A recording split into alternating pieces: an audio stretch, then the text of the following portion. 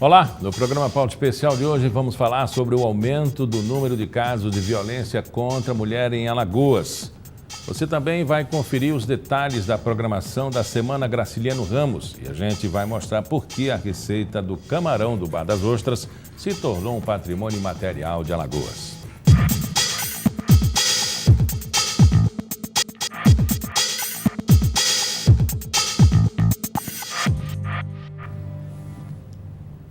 O número de processos que tratam de casos de violência contra a mulher vem aumentando em Alagoas. São mais de 15 mil ações correndo na Justiça. Desse total, quase 9 mil casos são penais, aqueles que têm coordenado para parar na cadeia. Mas aí surge uma pergunta: será que a violência contra a mulher aumentou no Estado? Ou as mulheres só estão denunciando mais os seus companheiros? Quem vai explicar isso para a gente é o juiz Paulo Zacarias, que é titular do 4º Juizado da Violência Doméstica e Familiar contra a Mulher de Maceió. Então, Paulo, são duas situações. As duas colaboram com esse aumento desse índice? É verdade, Miguel. Infelizmente, apesar da lei ser de 2006, a Lei Maria da Penha, o número de mulheres vitimadas, agredidas, violentadas em Alagoas e no Brasil, de modo geral, não tem diminuído. O que tem ocorrido também, por outro lado, é uma maior conscientização das mulheres. E elas estão, por força da lei Maria da Penha, estão mais encorajadas, mais empoderadas e estão procurando as delegacias para denunciar os maus tratos sofridos ao longo da sua convivência com o seu parceiro, com os filhos, que ocorrem muitas violências de filhos contra mães, de irmãs contra irmãos, de parentes uns contra os outros. Então essa ida das vítimas às delegacias aumentou e isso tem feito com que o Juizado de Violência da capital e também o outro que nós temos instalado em Arapiraca tenha recebido um aporte muito grande de processos novos a cada mês. A modificação de que depois de denunciado não se pode voltar atrás, isso aumentou ou recrudesceu? Olhe, Miguel, a mulher, quando se trata de um crime de ameaça, ela ainda pode se retratar. A Lei Maria da Penha, no artigo 16 da Lei 11.340, permite que a mulher, naquelas ações públicas condicionadas à representação, ela se retrate da queixa, que nós chamamos de queixa ou representação criminal. Isso é muito comum. Hoje mesmo nós estamos com audiências sendo realizadas no juizado, mais de 20 audiências pautadas, em que as mulheres comparecem para se retratar, para desistir da representação. Agora, quando se trata de crimes de lesões corporais, aí essa lesão, por mais simples que seja, não é possível mais a mulher desistir. Aí a ação passou a ser pública incondicionada nas lesões corporais.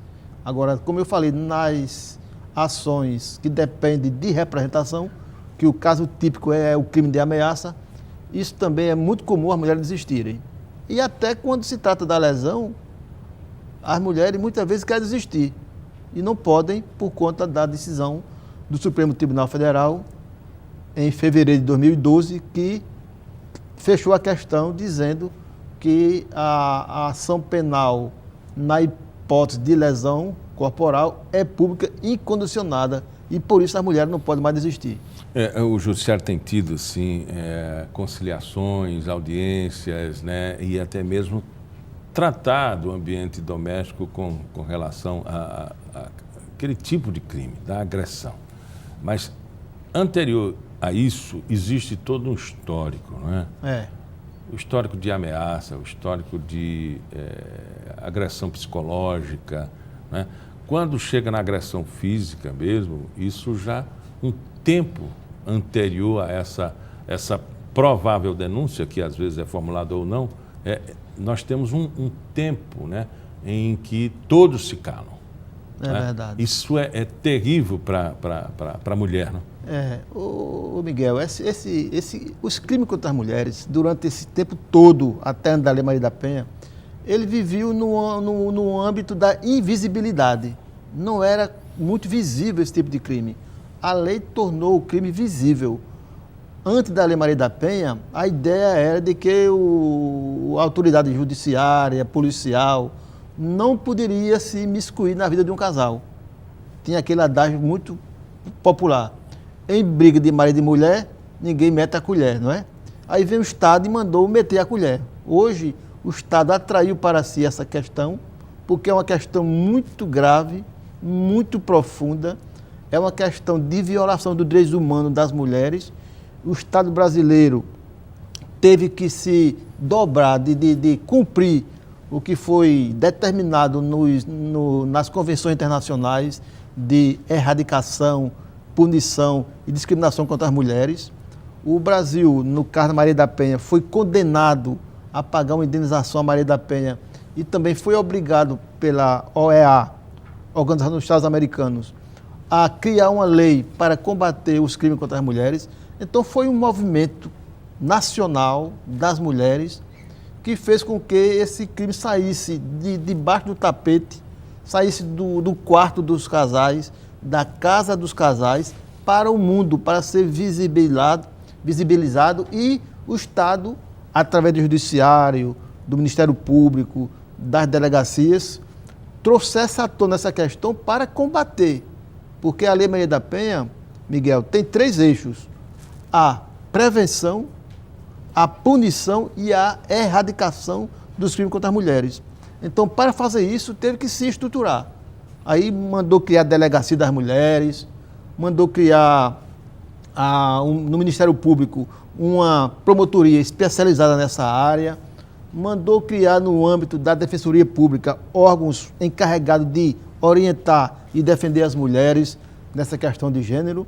E no Judiciário ordenou que os estados criassem varas especializadas, juizados especializados para cuidar dessa temática. Então hoje nós temos toda uma estrutura jurídica e a nossa luta é para que essa estrutura jurídica se torne realidade, porque ainda a lei não está totalmente implementada. E o Tribunal de Alagoas, atendendo aos pleitos das mulheres alagoanas, criou o primeiro juizado especializado para combater os crimes contra as mulheres, que é o nosso juizado, que funciona lá na Praça do Sinibu, e deu uma estrutura que hoje nós temos uma estrutura boa, física e de equipamento, de material de manutenção. O que nós temos lá em deficiência é só a questão do pessoal, porque não é só do nosso juizado, essa é uma questão estrutural do Judiciário alagoano, que só pode melhorar isso com um orçamento maior para o Judiciário criar cargos e aumentar o seu pessoal. Mas fora isso, nós temos lá uma boa estrutura, temos uma equipe técnica multidisciplinar formada. Como é que o caso chega lá e a estrutura dá que tipo de suporte à mulher? A porta de entrada de todos os crimes praticados em Maceió são as 2 delegacias que nós temos aqui na capital. Então, uma delegacia na parte alta, que fica lá no Tabuleiro, e outra aqui no centro, ali perto da Praça dos Martírios. Então, é a delegacia da mulher. Da mulher. 2 delegacias especializadas da mulher. Então, essas delegadas ouvem as queixas das mulheres, tomam a termo aquelas queixas e ali vai se encaminhar para o inquérito policial.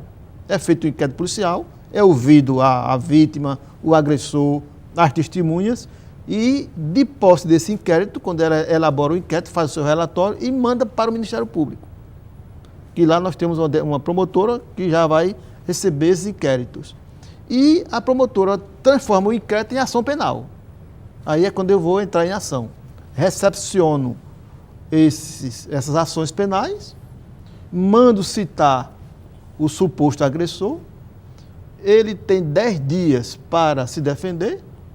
Depois que ele se defende, eu marco uma audiência de instrução e julgamento, vou ouvir a vítima, vou colher as provas, ouço as testemunhas da vítima e do agressor, ouço o agressor, ouço os advogados ou a Defensoria Pública, que a maioria lá não tem advogado próprio, é tudo gente pobre, que depende da Defensoria Pública, ouço as razões finais do Ministério Público e dou a sentença. Essa é a estrutura jurídica apropriada que nós temos para cuidar dessa temática. Apesar da estrutura e toda essa formalização, instrução, da OEA, a participação do grupo de mulheres, é sempre uma ação tensa, né? Muito tensa porque, Miguel, antes da ação penal, nós temos os pedidos de medidas protetivas de urgência, que chega primeiro do que a ação penal. Então, quando a gente considera essa medida protetiva, a decisão é muito drástica em relação ao agressor. Por quê? Porque a gente determina o afastamento dele do lar.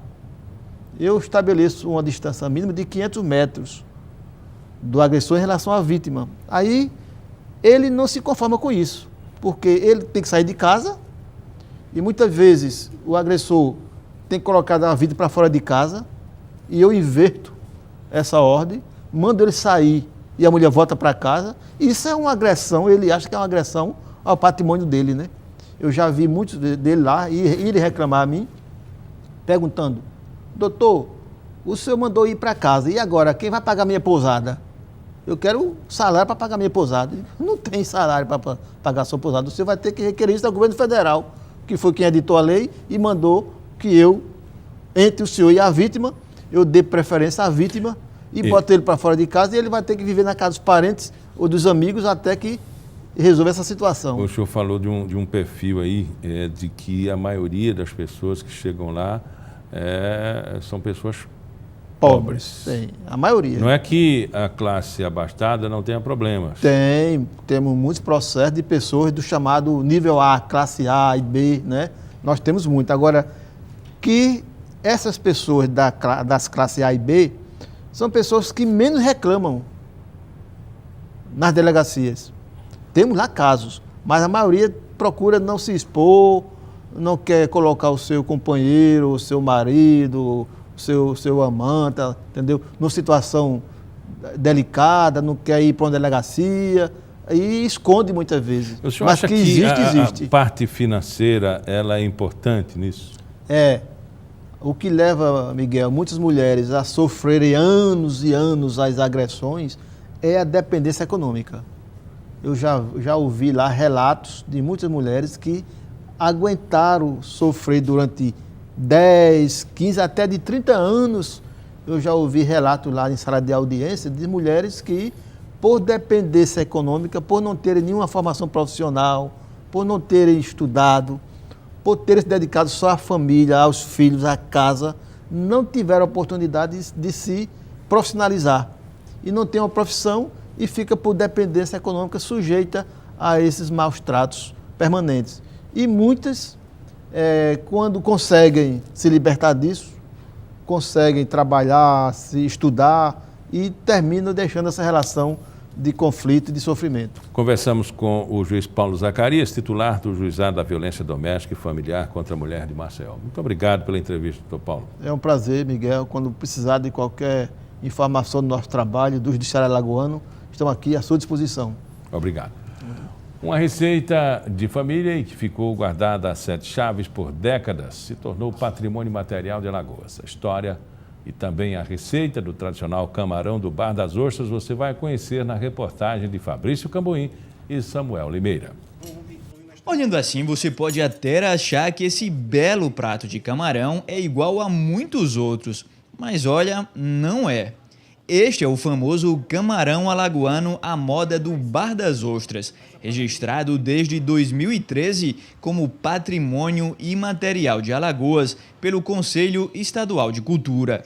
A receita do camarão foi criada por Dona Oscarlina e seu Pedro, proprietários do antigo Bar das Ostras, localizado inicialmente na região da Lagoa Mundaú e que fechou suas portas no bairro da Jatiuca no ano de 2002. Era um barzinho simples na beira da lagoa e que o marido vendia os pescados, né? Ele não era pescador, ele vendia. E em torno disso ele reuniu os amigos na casa dele, porque a dona Oscarina fazia comida muito bem.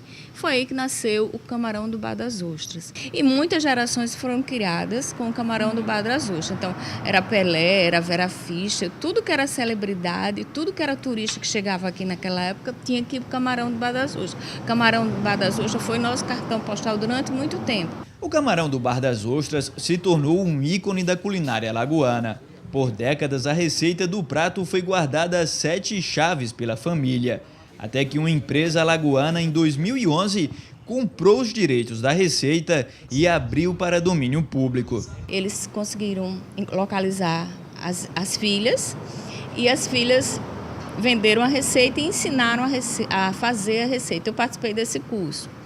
E assim, a grata surpresa foi a manteiga, porque a manteiga é que dá a graça, que dá o sabor. Só que aí todo mundo se assustou, porque são 600 gramas de manteiga para 1 quilo de camarão. Com o segredo da receita revelado para todos, muitas pessoas e restaurantes passaram a reproduzir o prato. Atualmente, apenas alguns locais em Maceió reproduzem fielmente todos os passos da receita. Um deles é este restaurante italiano. Breno é o chefe de cozinha e proprietário. Ele revela que resolveu incluir a receita do camarão alagoano em um restaurante italiano porque tem uma relação pessoal com o antigo Bar das Ostras. Eu, jovem e criança ainda, ia muito com meus pais, minha mãe. Sempre que a gente recebia algum convidado, era habitué da cidade. Quando vinha alguém de fora, algum parente de fora, levar o Bar das Ostras original, o primeiro, lá na Lagoa, antes até do aquele aterro, né, de não existir mais. Então eu tenho isso na minha memória, né? A receita original repassada pela família é a seguinte: 1 quilo de camarão Vila Franca ou branquinho. Para o preparo do molho, 1 tomate, meia cebola, 1/3 de pimentão verde, 1 colher de sopa de vinagre pimentão ou tomatão, 1/4 de limão, 2 colheres de sopa de azeite de oliva, além de algumas pitadas de coentro e 2 colheres de sopa de extrato de tomate concentrado. O sal, colocado a gosto, deve ir apenas no camarão. O modo de preparo pode ser encontrado facilmente na internet. Agora, o grande segredo da receita, acreditem, está na manteiga, que é produzida apenas nas cidades de Batalha e Major Isidoro, no sertão de Alagoas. Se você usar uma manteiga, a manteiga francesa, que é a melhor manteiga do mundo, ela não vai dar esse ponto. Se você pegar a melhor manteiga brasileira, industrializada, ela não vai dar esse ponto. Tem que ser uma manteiga artesanal. Essa manteiga, como é feita, e até os dias de hoje é feita da mesma forma aqui no nosso sertão alagoano. Fomos até o mercado público de Maceió à procura da manteiga original usada na receita do camarão. Seu Deda vende manteiga e queijo do sertão desde o início da década de 70. Ele ainda lembra da época em que seu Pedro, dono do Bar das Ostras, ia comprar pessoalmente a manteiga. Eu, graças a Deus, ganhei muito dinheiro com esse. Ganhei e estou ganhando ainda, porque tem freguês que nem o Breno, que não sabia, e outros, e até o pessoal mesmo de casa que não sabia fazer o camarão, e hoje todo mundo sabe, e todo mundo só compra aqui. Bem, não tinha como concluir essa reportagem sem antes provar o famoso camarão do Bar das Ostras. E olhe, é muito bom. Uma hora dessa é bom ser repórter, né? Também vai saborear o camarão do Bar das Ostras. Depois do intervalo, você confere os detalhes da programação da semana Graciliano Ramos.